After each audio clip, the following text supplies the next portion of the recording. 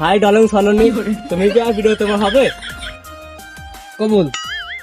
তাহলে চলো কাজী বাড়ি, বিয়েটা সেরেই ফেলি।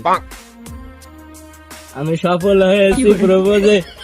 তাহলে তোমার মুখটা একটু দেখি।